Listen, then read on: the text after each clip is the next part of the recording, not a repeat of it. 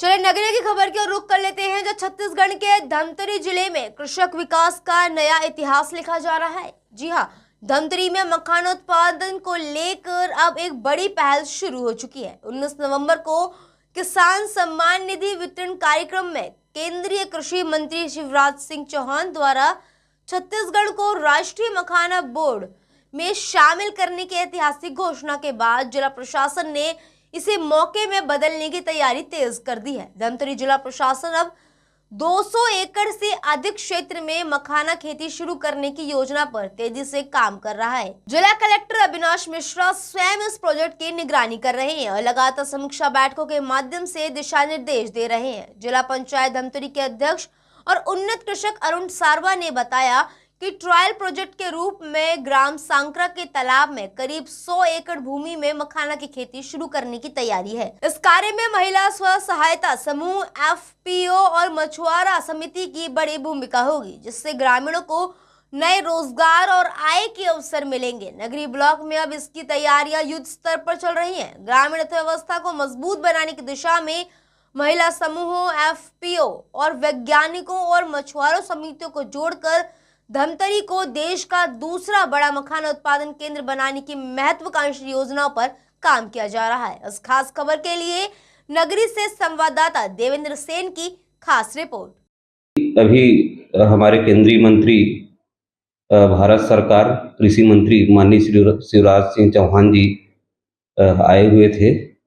उनके सम्मुख हम लोगों ने प्रस्ताव रखा कि यहाँ थोड़े थोड़े एरिया में छत्तीसगढ़ में मखाना की खेती होती है, तो उसको वृहद रूप में करना चाहते हैं। उसके लिए सरकारी अनुदान मिले, सरकारी सहयोग मिले, उसकी खेती के लिए, उसके प्रोसेसिंग के लिए, उसकी बिक्री के लिए। तो उन्होंने सहर्ष स्वीकार किया और जिस तर्ज पे बिहार में सरकारी अनुदान मिलती है मखाना की खेती को, उसी तर्ज पे छत्तीसगढ़ को भी मखाना की खेती के लिए अनुदान, सहयोग, सारा सरकारी सुविधा प्राप्त होगा। और एक मखाना बोर्ड बना हुआ है, उस मखाना बोर्ड में पूरे छत्तीसगढ़ को जोड़ा गया है। उन्होंने उसकी घोषणा कार्यक्रम के माध्यम से किया।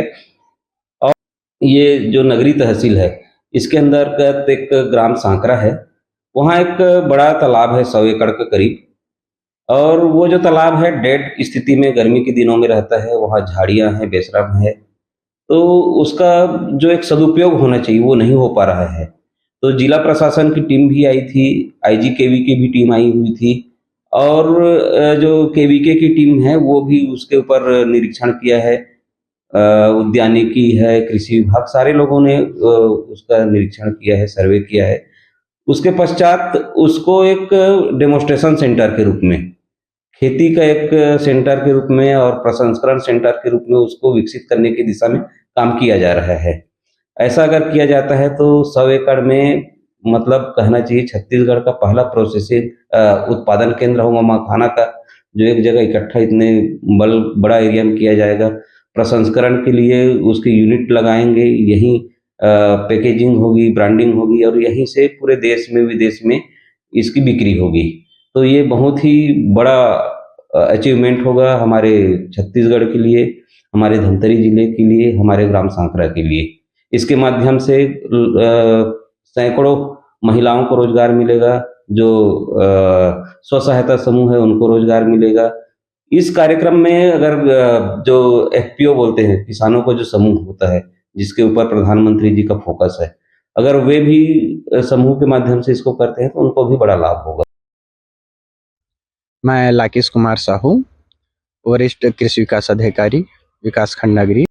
अभी हमारे नगरी ब्लॉक में 100 एकड़ में चिन्हांकित सांकरा ग्राम में किया गया है मखाने खेती के लिए, और जिला प्रशासन के द्वारा और कृषि विभाग की टीम के द्वारा और जो किसान हैं जिनको मखाने की खेती के लाभ के बारे में उनको जानकारी दी जा रही है, और हमारे टीम के द्वारा और ऐसे जो किसान हैं जहाँ मखाने की खेती हो सकती है उनका हम चयन भी करवा रहे हैं। तो आने वाले समय में मखाने की खेती के क्षेत्र में और हमको विस्तार देखने को मिलेगा, और इससे मखाने का जो है नगद फसल है ये, जिसमें किसानों की आय निश्चित ही बढ़ेगी और उनसे इससे उनको लाभ प्राप्त होगा।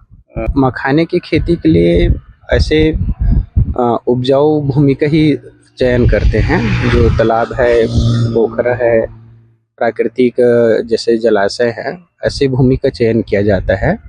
और इसको अगर छोटे पैमाने पे अगर किसान करना चाहें, जैसे उनके पास निजी तालाब है, तो सिंचाई की सुविधा भी थोड़ी सी इसमें होनी चाहिए, क्योंकि इसकी जब प्लॉइंग और सोइंग जब करेंगे तो पानी को ड्रेन आउट भी करना रहता है, फिर सीड सोइंग के बाद फिर उसको पानी भी 2 फीट तक मेंटेन करना रहेगा।